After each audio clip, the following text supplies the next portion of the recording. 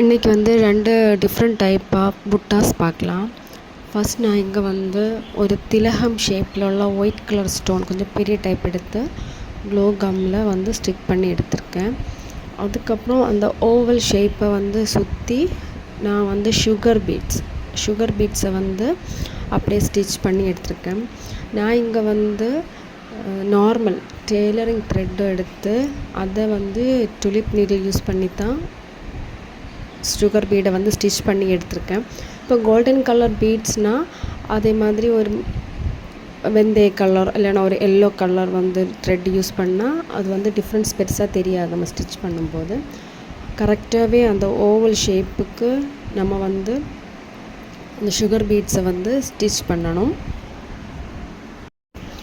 இப்போ நம்ம வந்து க்ரீன் கலர் ஆர் ப்ளூ கலரில் வந்து த்ரெட் சுகர் பீட்ஸ் எடுத்தோன்னா நம்ம அந்த கலர், அதாவது க்ரீனோ நம்ம எடுக்கிற கலரு கொஞ்சம் சூட்டபுள் ஆகிற மாதிரி த்ரெட் எடுத்து பண்ணோன்னா நம்ம ஸ்டிச் பண்ணியிருக்க த்ரெட்டு வந்து வெளியில் காட்டி கொடுக்காது. சப்போஸ் நம்ம இப்போ க்ரீன் எடுத்து ஸ்டிச் பண்ணுறோன்னா நமக்கு அது வந்து எல்லோ கலரோ வேறு ஏதாவது கலர்னால் அது நமக்கு வெளியில் தெரிஞ்சிடும். லைட்டாவது அந்த நம்ம யூஸ் பண்ண த்ரெட் வந்து தெரிஞ்சிடும். இப்போ அந்த ஷேப்பு கீழே வந்து 3 லைன் வந்து நான் சுகர் பீட்ஸ் வந்து ஸ்டிச் பண்ணுறதுக்கு அப்புறமா ஒரு ஸ்கொயர் ஷேப்பில் இருக்க ஒரு பிங்க் கலர் குந்தன் ஸ்டோன் வந்து அதை B7000 வச்சு ஸ்டிக் பண்ணி அந்த டிசைன்ஸை முடிச்சிருக்கேன். இது வந்து ஒரு புட்டா. நெக்ஸ்ட் புட்டா வந்து எப்படின்னா glass mirror, round shape glass mirror எடுத்து அதை B7000 க்ளூவில் வந்து ஸ்டிக் பண்ணி வச்சுட்டேன். அதுக்கப்புறம் கரெக்டாக அதையுமே அந்த ரவுண்ட் ஷேப்புக்கு நம்ம வந்து பீட்ஸை வந்து அதாவது சுகர் பீட்ஸ் வச்சு ஸ்டிச் பண்ண வேண்டியதுதான். சுகர் பீட்ஸ் வந்து இப்போ ரவுண்ட் ஷேப் பண்ணும்போது ஒவ்வொரு சுகர் பீட்ஸாக வச்சு ஸ்டிச் பண்ணால் கரெக்டாக அந்த ஷேப்புக்கு வரும். அதுவும் வளவு வர்ற இடத்துல வந்து நம்ம ஒவ்வொரு சுகர் பீடாக தான் யூஸ் பண்ணி ஸ்டிச் பண்ணணும். இல்லைன்னா நம்ம 2 சுகர் பீட்ஸ் வந்து கரெக்டாக வந்து யூஸ் பண்ணி அந்த ஸ்டிச்சை வந்து முடித்து எடுத்துருக்கலாம். இப்போ கர்வில் வந்து ஒவ்வொன்றா பண்ணும்போது அந்த ஷேப் வந்து கரெக்டாக வரும். அதுக்காக தான் சைடில் வந்து ஒவ்வொரு சுகர் பீட் யூஸ் பண்ணலான்னு சொன்னது.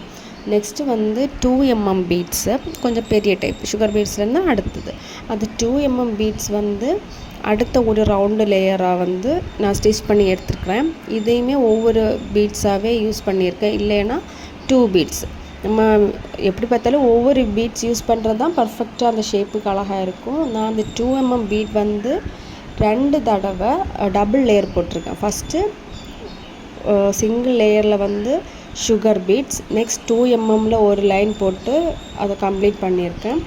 அதுக்கப்புறம் 2mmல வந்து இன்னொரு 3rd லைன் வந்து ஒரு ரவுண்ட் ஷேப்பில் கொடுத்து நான் வந்து ஒரு செகண்ட் டைப்பான புட்டாஸை வந்து நான் ரெடி பண்ணி எடுத்திருக்கேன். உங்களுக்கு இந்த 2 புட்டாஸும் பிடிச்சிருக்குன்னு நினைக்கிறேன். புட்டாஸை பொறுத்தவரையில் நம்மளோட ஓன் க்ரியேட்டிவிட்டி தான். நமக்கு பிடிச்சது மாதிரி நம்மளாகவே க்ரியேட்டிவாகவே நம்ம புதுசாக புட்டாஸ் ரெடி பண்ணிக்கலாம். உங்களுக்கு இந்த புட்டாஸ் பிடிச்சிருந்தா சப்ஸ்கிரைப் பண்ணுங்கள், ஃபாலோ பண்ணுங்கள், கமெண்ட் பண்ணுங்கள். தேங்க்யூ.